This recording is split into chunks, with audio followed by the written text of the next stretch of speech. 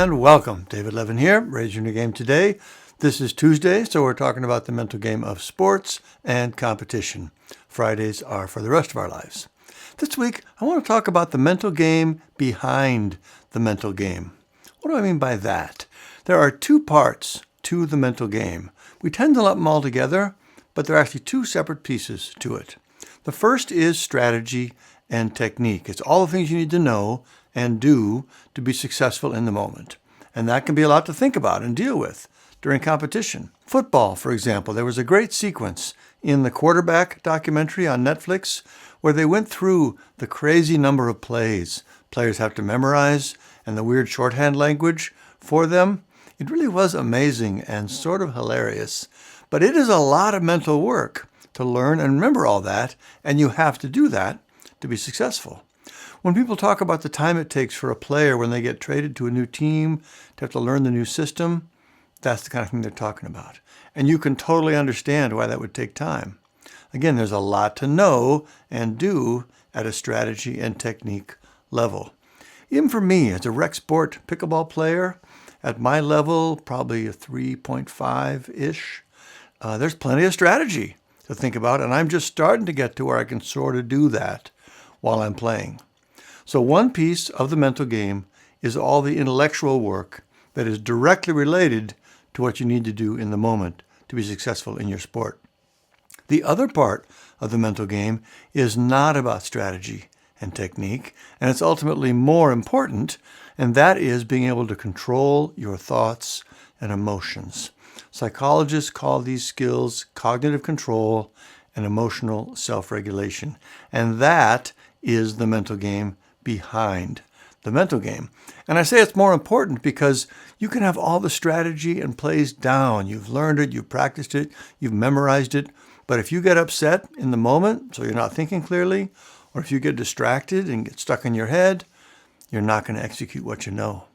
And you probably already had that experience. That's one of the biggest things we get mad at ourselves for, when we do something we know we shouldn't, or we don't do something we know we should do. Right? I see that every time I play. By the way, that is also exactly what takes the fun out of it. I didn't play well. I made too many stupid mistakes.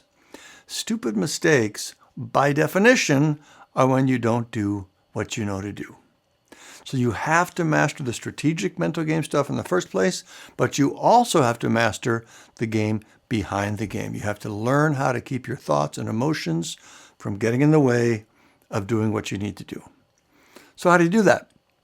The first step is knowing and remembering that you have to, that when you focused on all the mental things you need to know, and that's what you're going to hear about from coaches or from videos you watch online, it's all going to be strategic mental game stuff.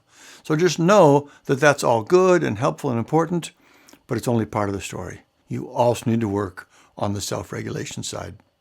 And not just like you work on it once and you're good. That's another difference with the game behind the game. With strategies and plays, you can learn those once and you've got them, right? With the game behind the game, the things that are giving you trouble are always there. The pressure, the negative thoughts, the nerves, those don't go away. So there's another way they're more important. You have to learn to engage with them every time and every moment throughout the game. You can't just be on autopilot with those. Anyway, back to the question. How do you do it? How do you learn self-regulation? And by the way, this is exactly what our Raise Your Inner Game Sports Academy teaches. The first and by far the most important piece is to experience what you can think of as your essential dual nature. That's a mouthful. Here's what I mean by that. In a typical sports moment, say you're on the free throw line, you're focused, you're ready. All of a sudden, there's that voice in your head talking you down. And you know what I'm talking about, right? So normally, when we think about that, we see it as all just being us. I'm here, I have this voice in my head, it's all me. And sometimes we even think there's something wrong with us because we have this negative voice in our head. Sidebar, there's nothing wrong with you. Everyone has it. But the duality perspective on this is that it's not all you. There are actually two different people in there. Now, of course, there aren't really two people in there. This is not multiple personality disorder, but it feels like that. When you take a close look it feels like there's one person hearing the voice, right? And that's you. And the voice itself is coming from someone else. And when you dig further along this path, it just gets more and more true. It really does feel like there are two people in there. By the way, this is exactly the same core observation from the classic mental game book, The Inner Game of Tennis. Maybe you've read that. He was a tennis coach. He noticed his players beating themselves up when they made a mistake. And one day he thought, hang on, who are they talking to? There are two people in there. It's the same observation, our essential dual nature.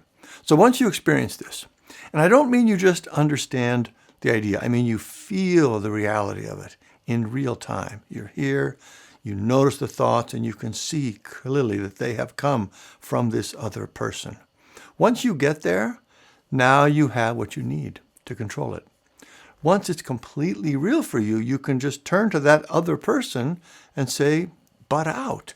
No, not now, not going there. We'll talk about it later. Whatever you want to say. And even there, you see, it's an inner conversation, but it sounds like it's between two people. But being able to shut down those negative thoughts like that is the skill we mentioned earlier.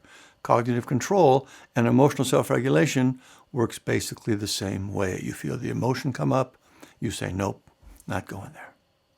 So that's the biggest piece to training the mental game behind the mental game, experiencing your dual nature. And there are simple exercises you can do to help you see that and make it super real for you. So when you go out there and start looking for mental game training, make sure to ask if their program teaches these skills, cognitive control and emotional self-regulation. Most don't. Ours does. You can check it out at raiseyourinnergame.com. But once you've learned those core mental game skills, you'll be on your way to stop making those stupid mistakes and consistently perform at your highest level. All right, I hope that was helpful. Let me know if you have any questions. Otherwise, thank you. Keep up the good work. I'll see you next time.